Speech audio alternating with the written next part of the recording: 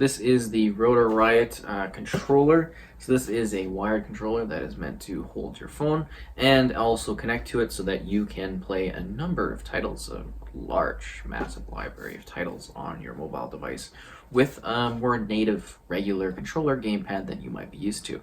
Now we're going to see this more and more over time with the introduction of Xbox's Project xCloud, the PlayStation Link Connect, and Steamlink as well.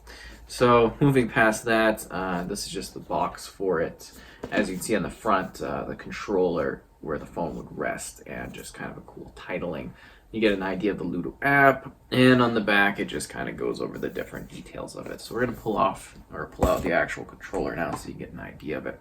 So this is the iPhone version of the controller because I have an iPhone XS, and that's what I was using with it.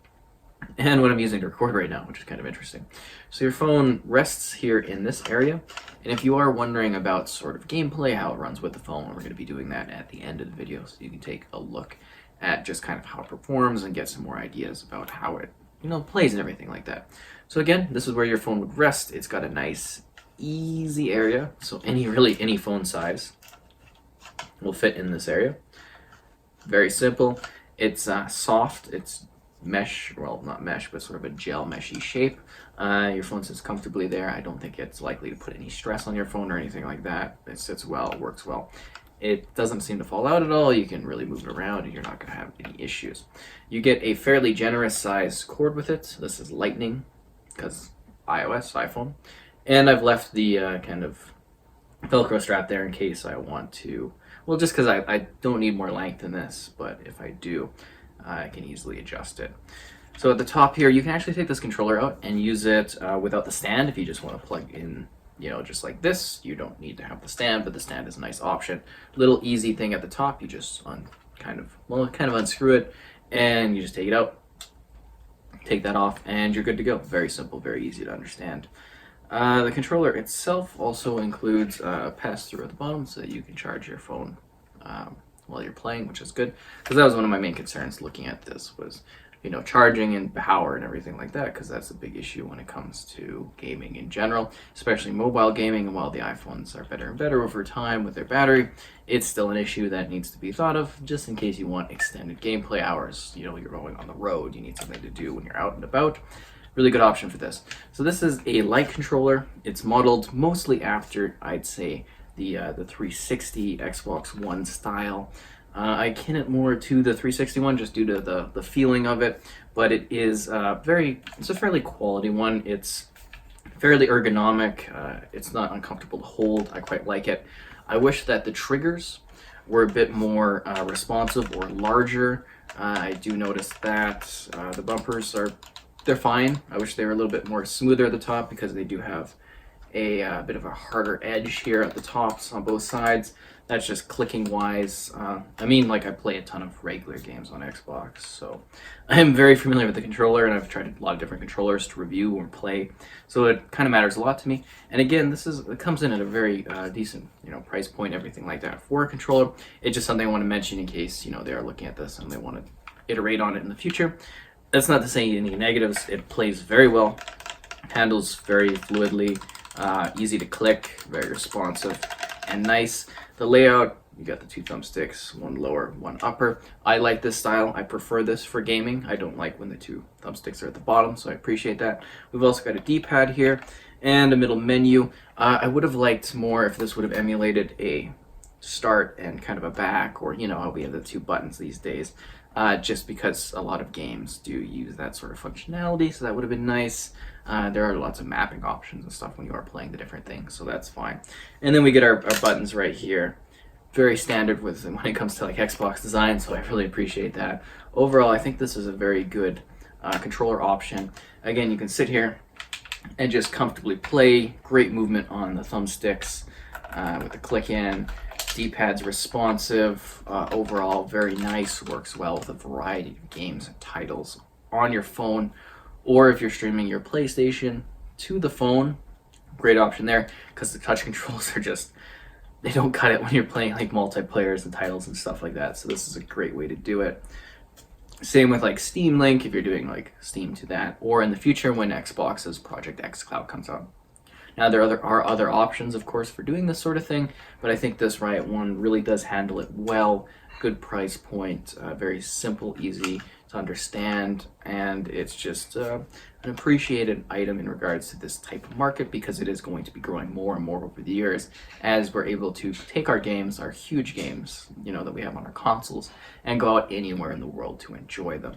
And I think this is going to be a good option for doing so, and I'm quite happy with it. So we're going to show off some gameplay now and talk about it a bit more, just so you can see it in action and fully understand what this delivers, just content-wise and play for now. And again, when Project xCloud does come in the future, this is going to be a very good option for it. I'm looking forward to diving into it using this functionality. I think that'll be really good.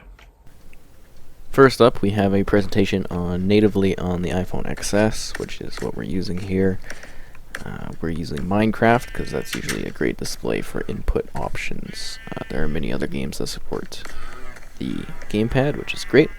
And Minecraft I usually use as a review basis for many titles, just because it is something that is so common among people. So generally, yes, it does handle quite well. Forgive my awkwardness through any of these videos, as it's hard to hold, have a filming thing in the middle and then hold it on either side. So this is using Steamlink. We've got Left 4 Dead 2 here with a mod going on, so it's Burger King. If you're noticing any pixelization, it has nothing to do with the device, that's simply the network connection. So yeah, it does handle quite well. I have the sensitivity up a little too high. I should have tweaked it more on this. But initially I was having a little bit of issues getting this one set up, but recently, and I believe this is more on Steam end, everything is running very smooth now. It connects basically instantly. You don't really have to tweak things that you can for options. And you can play a pile of Steam titles, that are connected to this sort of thing very easily. It's a really nice way to experience your PC games if you want to go into a different room or something like that. And then you'll easily just be able to continue playing your Steam titles, which is rather nice, I think. This just really brings a good option in regards to having more accessible ways to play your titles, whether it is on, Steam here, natively, on the phone. It's just a really good input option, and it handles quite well, and a variety of titles seem to work very well with it. And generally it is a nice controller to use and hold, and it's comfortable. I could see myself using this for extended periods of time, whether I'm inside, somewhere upstairs watching TV or whatever, or outside somewhere else out in the world. So here's the PlayStation 4 connected remote play option. We're starting with Spider-Man, and then we've got another game afterwards to show off. So yeah, very well fluid kind of whip slinging, and it works very well with remote play. If you're ever having any option, you can also do a tap, and then you'll get the touch controls too, in case you're trying to exit to the dash and stuff. That option is present. But yeah, it connects beautifully well. It's a great way to experience it, especially if you're someone like me that prefers the Xbox controller. It's almost actually a bit of a benefit to be able to play with this style of controller with the PlayStation titles, which is really nice. Yeah, again, generally it holds your phone very well. It's an easy, comfortable access viewing point, and it's just a really good device. So we got one more. This is a shooter. We've got Call of Duty Modern Warfare 2019, just so you can kind of see what the shooting is all about. Again, I'd be a little bit better usually if I wasn't awkwardly placed with my hands, but it works very well. So I'd give this 8.2 out of 10. I can read my full review in the description below. Generally, I think that this is a really good option in regards to having a way to use your phone with a nice controller instead of having to use touch. It works beautifully well with the Steamlink, with the remote play. I mean, this is going to be a very good option for people that need this kind of thing in their life. And I think with xCloud, it's going to be a great benefit to that too, when that does come around in the future.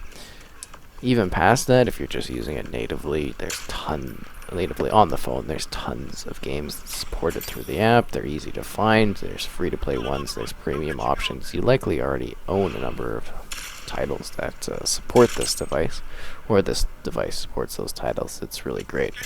So overall, yeah, very well done. Quite enjoyed this. Thought it handled well. Very comfortable for the most part.